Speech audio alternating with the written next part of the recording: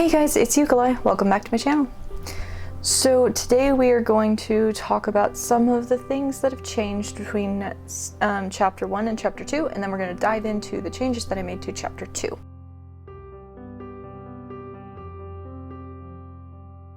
So the first thing that I want to bring up is the fact that I did actually make one little edit to chapter 1.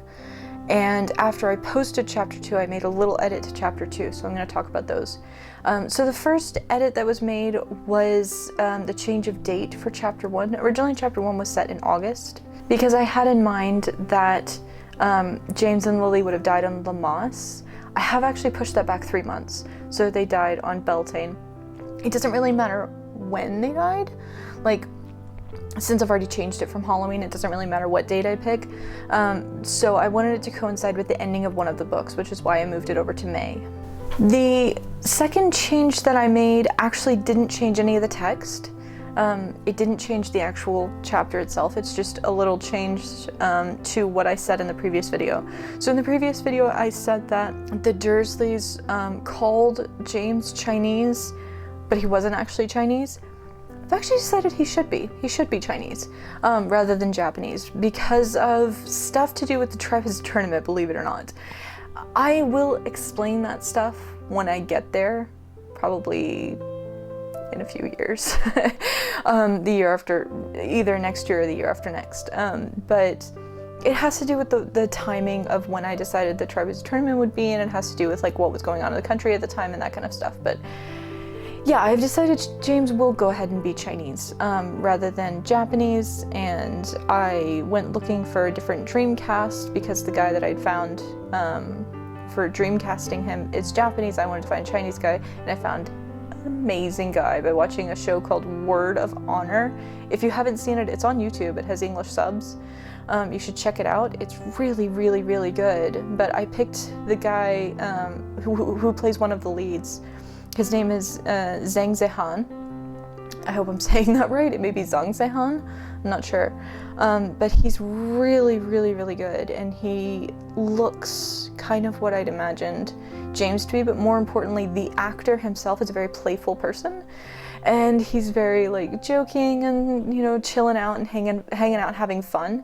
And that's really important for James. So that's kind of what I'd imagined for him, which is why I picked him. I posted chapter 2 Friday night, almost at midnight on Friday night, so it's been up for a while now. I'm sure you've already read it by now. When you read it, you may have seen that I described Rose as auburn-haired, just like Lily in the books. I have actually decided to change both of those, to change Rose and change Lily from being redheads to being blondes. There are two reasons. One, it makes more sense for Rose to be a blonde, considering that both of her parents are blondes, and if you know anything about genetics, you know. And two, because there are actually a staggering number of redheads in Harry Potter. Redheads are not very common in real life. They only make up 1.5% of the world's population, so it doesn't really make sense that there are so many redheads in Harry Potter. What really bothers me, though, is the fact that there are so few good blondes. The blonde characters in Harry Potter consist of the Dursleys, the Malfoys, Rita Skeeter, none of whom are exactly good characters. The only really good blonde character that's in Harry Potter is Luna. So I think it's a little weird, and I think it might be part of the whole black and white ideology that J.K. Rowling was implementing when she wrote the books, to have, you know, the redheads are the good characters and the blondes are the bad characters for whatever reason. I don't know, maybe she doesn't like blondes. I thought she was blonde though, whatever.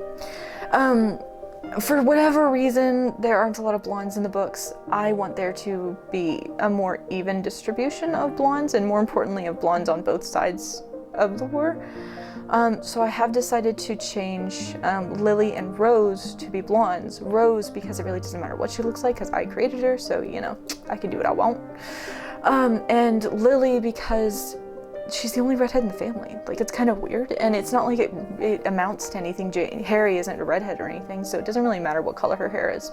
I decided to go ahead and go with blonde because it makes sense for Rose as a Dursley. to be blonde, and I still want Lily and Rose to look alike. So that is a change that I went in and made. It's an edit that I made to the chapter after I uploaded it, so you may not have seen it yet, but if you go back and look, you'll see now that I did make that change. And what's weird is that when I wrote chapters 3 and 4, she was blonde. Like, in my head, she was already blonde when I was writing chapters 3 and 4. I just forgot about it. I forgot that I'd written her as a redhead in chapter 2, so I had to go fix it. But it is fixed, and she is blonde elsewhere, so, you know, it is consistent elsewhere. So let's get into chapter 2 and talk about what's going on there, what changes I've made.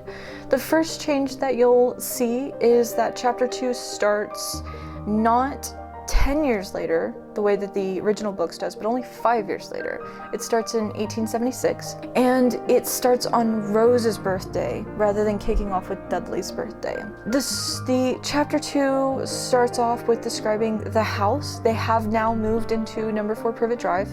We've made that transition. We're now in the house. It includes a picture of the exterior as well as a floor plan that I found of a sort of basic plan for a set of Georgian row houses. Georgian is the proper name for the period in which George was ruling England.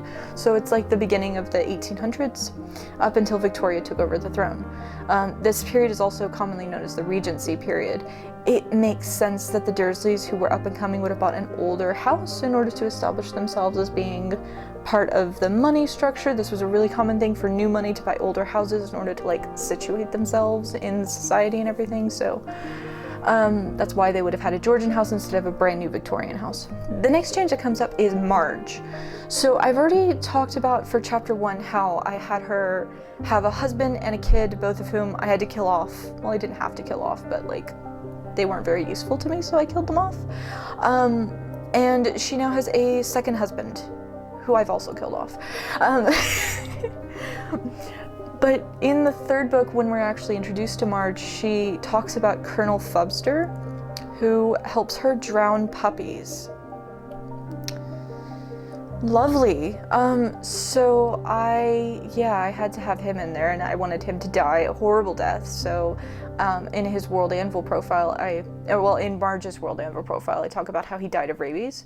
If you don't know anything about rabies in humans, like what happens when humans get rabies, it's really grotesque. It's like super grotesque. It takes like weeks or months to go through the system, and it's like one of the worst ways to die. So, puppy smothering, drowning bastard Colonel Fubster died of rabies. Haha. Then we get the first description of Rose, actual proper description of Rose. I described her as a sweet baby girl with bright green eyes and blonde hair blossoming into a charming young woman in ruffled petticoats and Alice headbands. There's also a comment in the chapter that the former housekeeper was fired after mentioning that Rose looks like Lily. This is going to come up more and more. Rose looks like Lily. I want that resemblance to be there. One of the things that always bothered me, this is going to sound like a tangent, but it's related. One of the things that always bothered me about the Harry-Ginny pairing is that Ginny is described to look a lot like Lily, and Harry is always described as looking just like his dad. So it's kind of Freudian that the two of them would like each other, and I just think that's so weird and creepy. I've read Freud, it's all bullshit. He's obsessed with penises. I really don't want to include any Freudian bullshit in the story, so I'm not going to. I want Lily and Ginny to not look alike, so that if anything does happen between them, it's not some creepy Freudian bullshit. But I do like the idea of Rose looking like her aunt as a kind of way for Lily to sort of haunt Petunia after her death, and continuously remind her of her obligations and everything like that to Harry.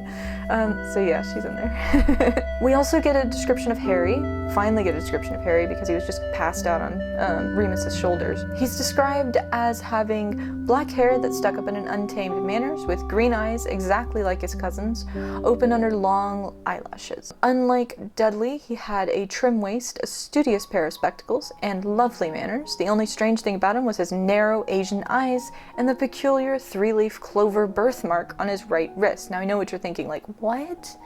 What about the scar?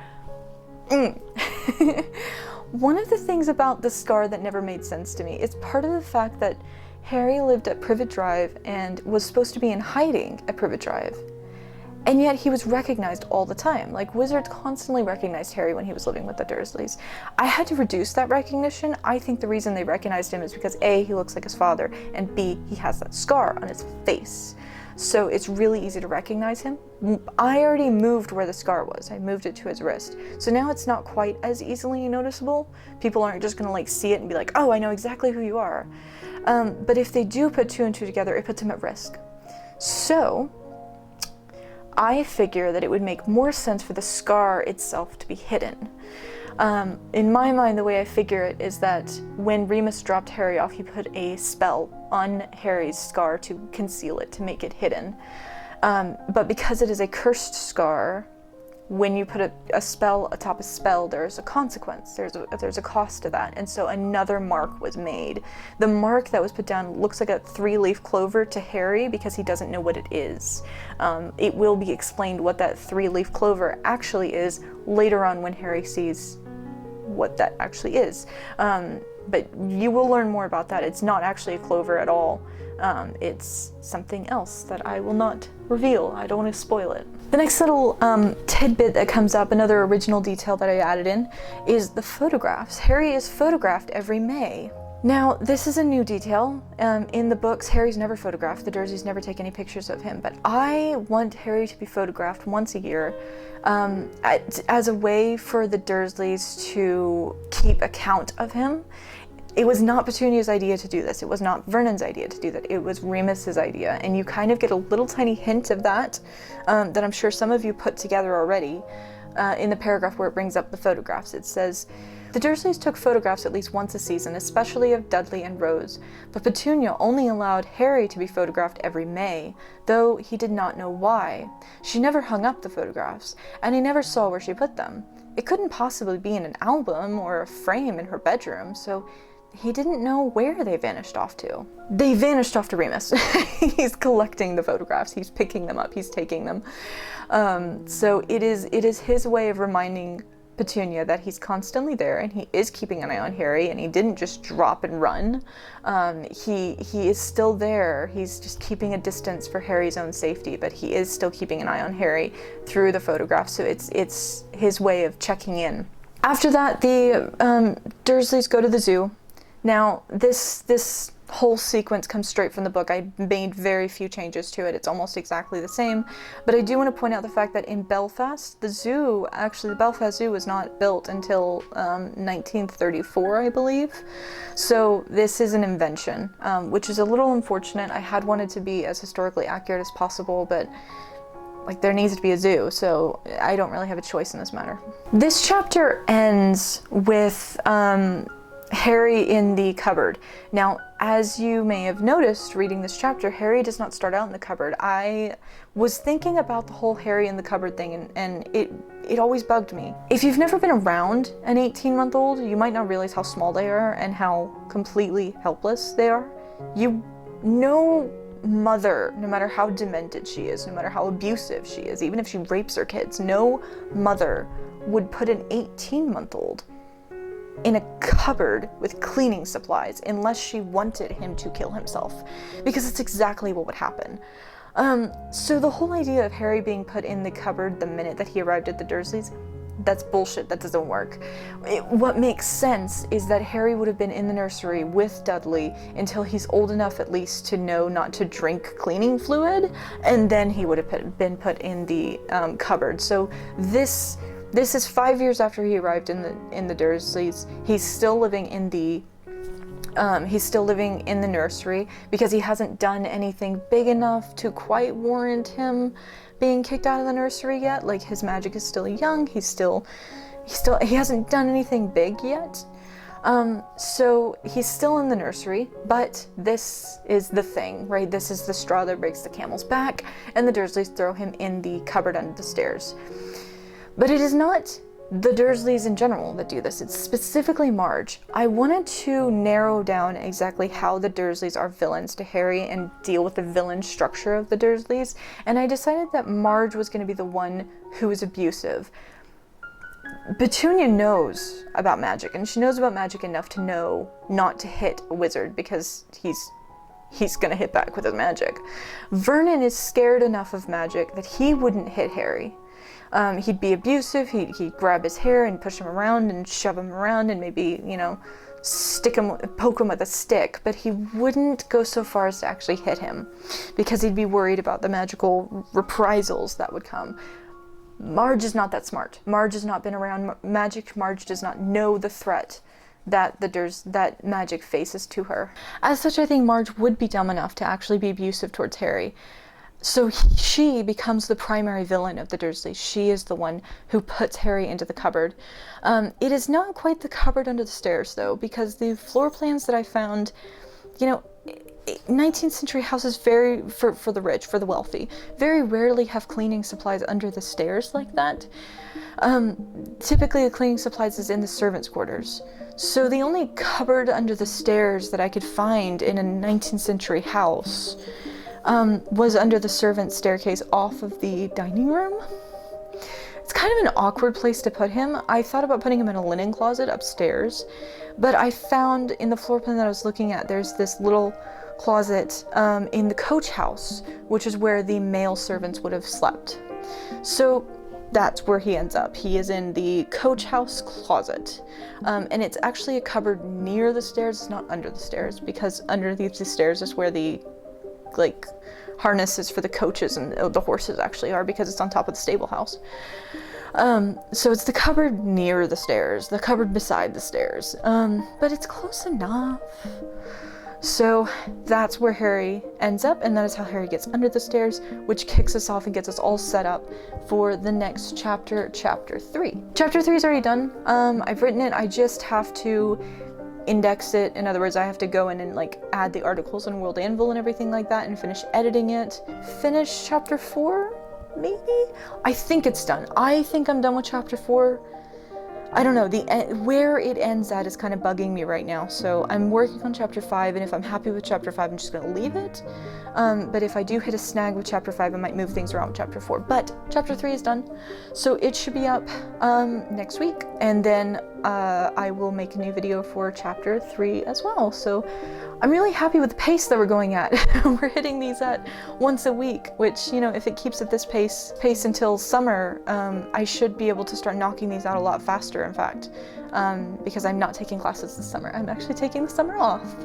So I'll be able to just focus on, you know, work and focus on this fan fiction for the summer, which will be really, really nice. And hopefully the hope is to get book 1 done over the summer and start book 2. The last time that I did these rewrites, I was able to do each book in about 6 months. That's going to be a little slower. I was in school and I was doing that too, so school's not the problem there, but it's going to be a little slower because of these videos, actually. These videos take about 3 days because I have to film it, and then it takes about a day and a half to edit, so that's why it's taking a little longer. The World Anvil articles, which I'm really, really happy with and I'm super excited about and I like to make and I like to use, do take a few days. So that's kind of what's slowing things down. But I do think a chapter a week is doable, is really, really doable. I've hit a major snag on writing my book. I'm hitting really bad writer's block because I can't figure out how to start it. And as I brought up with this fan fiction, I'm a start writer. Once I get started, I'm good. But I can't seem to get started on it, so I'm just turning my attention to this fan fiction. When I was a young author, when I had started writing in high school, well, writing seriously in high school, I met another author, and they gave me the advice to change my attention to a project with no consequences, they put it. In other words, fan fiction, whenever I have writer's block, and it'll help get the creative juices flowing and help get over the writer's block. So that's exactly what I'm going to do. I'm going to turn my attention to this fan fiction and just dive into it, and hopefully after I write book 1, things will be easier and I'll be able to dive into my book a little more. But for now, I'm just going to focus on this. So, you know, good for you. I've had some new subscribers lately, which is really awesome, and I'm really, really excited about the comments that I'm getting, the long comments. I'm really happy. So please, please, please keep leaving these comments. I really love your ideas that you've put up. I really love the things that you're pointing out are little errors that I had never noticed, sometimes that I'd never noticed before, and I'm really enjoying that. So please keep commenting. If you like this video, give it a thumbs up. If you like the content of this channel, please consider subscribing, and I will see you again with chapter 3. Bye!